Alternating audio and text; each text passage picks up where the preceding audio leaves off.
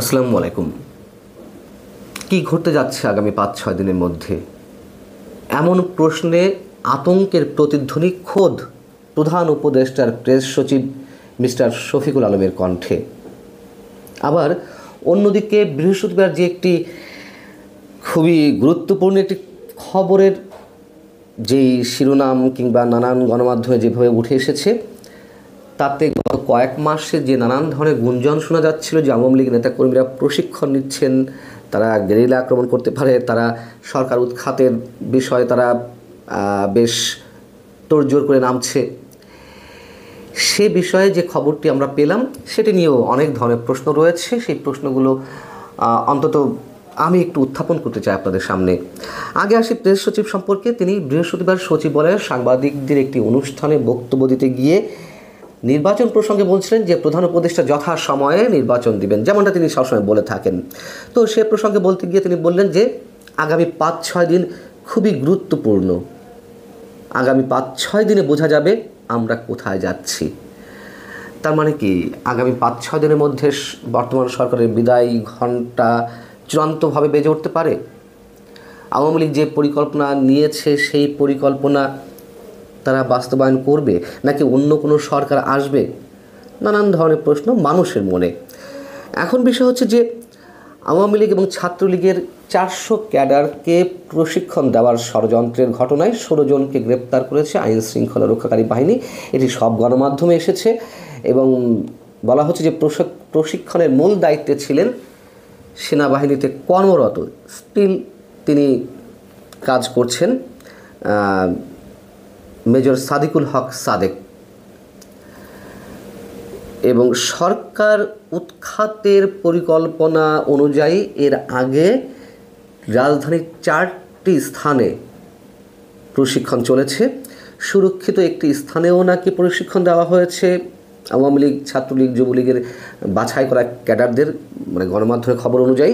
এবং সব মিলিয়ে এ পর্যন্ত 2500 জনকে প্রশিক্ষণের আওতায় আনা হয়েছে। আবার এই প্রশিক্ষণের দায়িত্বগুলো সমন্বয় করছিলেন একজন মেজর। এখন ইনি অন্য কোনো মেজর নাকি যেই সাদিকুল হক সাদেককে আটক করা হয়েছে, মেজর সাদেককে, তিনি, এটি ঠিক কনফার্ম নয়। এবং এই বিষয়টিতে সার্বিক সহযোগিতা করছিল নাকি যুবলীগ, আওয়ামী লীগের বেশ কয়েকজন নেতা। আর প্রশিক্ষণ সহ সরকারের বিরুদ্ধে তোড়জোড় করে মাঠে নামা বা গেরিলা আক্রমণ ইত্যাদি সব বিষয়গুলো নাকি তত্ত্বাবধান করছিলেন ভারতে অবস্থানরত সাবেক স্বরাষ্ট্রমন্ত্রী আসাদুজ্জামান খান কামাল। এই হচ্ছে মোটা দাগে গণমাধ্যমের খবর। এবং বিষয়টি তখনই গুরুত্বপূর্ণ হয়ে উঠেছে যখন কিনা মেজর সাদেককে হেফাজতে নিয়েছে সেনাবাহিনী। একই সঙ্গে তাকে জিজ্ঞাসাবাদও করা হচ্ছে। এই তথ্যটি স্বীকার করে নিয়েছেন বা নিজের মুখে বলেছেন সেনা সদরের মিলিটারি অপারেশনস পরিদপ্তরের পরিচালক ব্রিগেডিয়ার জেনারেল মোহাম্মদ নাজিমুদ্দৌলা। ঢাকা সেনানিবাস অফিসার্স মেসে একটি সংবাদ সম্মেলন ছিল বৃহস্পতিবার, সেখানে তিনি এই বিষয়ে কথা বলেছেন। তিনি যা বলেছেন তা হচ্ছে এরকম যে মেজর সাদিকের বিষয়টি আমাদের নজরে এসেছে, যদিও বিষয়টি তদন্তাধীন রয়েছে, তারপরেও আমি বলবো এরকম একটা ঘটনার কথা জানার পরে সেনাবাহিনী তাকে হেফাজতে নিয়েছে, তার বিষয়ে তদন্ত চলমান রয়েছে। যেহেতু বিষয়টি তদন্তাধীন, তাই এ বিষয়ে এর চেয়ে বেশি কিছু তিনি বলতে চাননি। শুরুতেই যে কথা বলছিলাম যে এই যে প্রশিক্ষণের বিষয়টি নিয়ে, সেটি নিয়ে খুবই গুরুতর অনেকগুলো প্রশ্ন উঠতে পারে। প্রথম প্রশ্ন হচ্ছে যে আমি বলছি না যে এগুলো একেবারে গুজব বা গুঞ্জন আকারে একেবারে উড়িয়েও দিচ্ছি না, আবার সত্যতা কতখানি সেটি নিয়েও প্রশ্ন উঠতে পারে।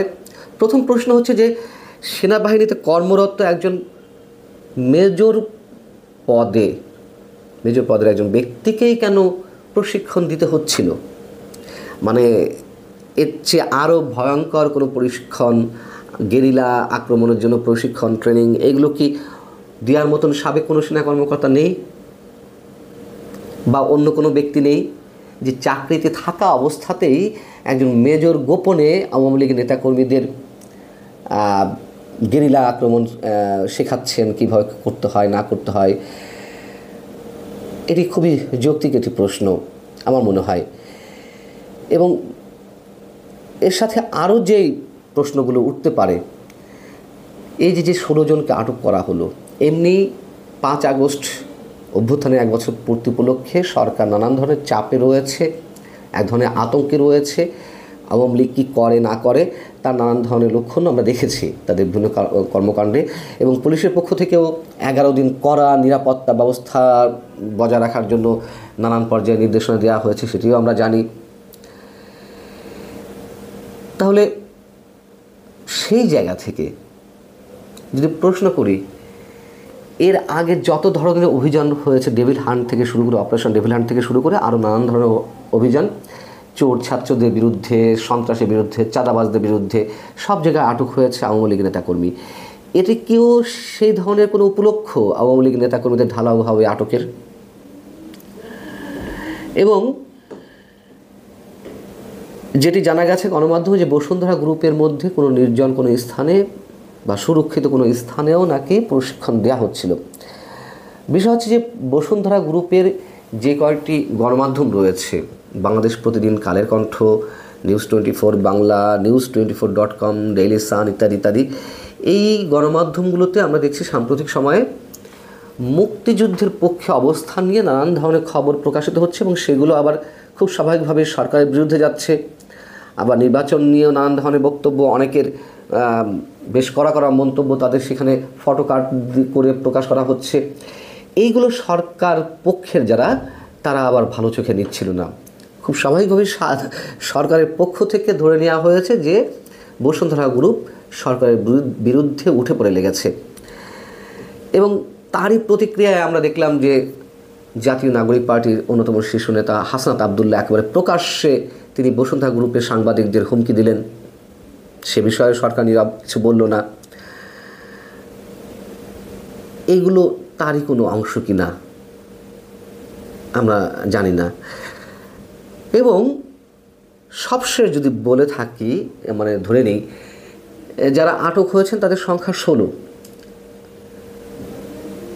ট্রেনিং নিয়েছেন গণমাধ্যমের খবর অনুযায়ী প্রায় 2500 জন। তাহলে তারা কোথায়? নিশ্চয়ই তারা ছড়িয়ে ছিটিয়ে রয়েছে। তাহলে কি আসলে কিছু ঘটতে যাচ্ছে, আসলে কিছু ঘটবে, তাও জানি না আমরা। শুধু গুঞ্জন, চারিদিকে অনেক ধরনের অনেক খবর বাতাসে ছড়িয়ে বেড়াচ্ছে। এবং এই কথাও তো সত্য, গত কয়েকদিন ধরে সুশীল সমাজ থেকে শুরু করে বিভিন্ন মহল থেকে এরকম মন্তব্য করা হচ্ছে যে সরকারের বিদায় ঘণ্টা বেজে উঠেছে। আসলেই আগামী 5-6 দিন অবশ্যই খুবই গুরুত্বপূর্ণ। ভালো থাকুন সবাই। আল্লাহ হাফিজ।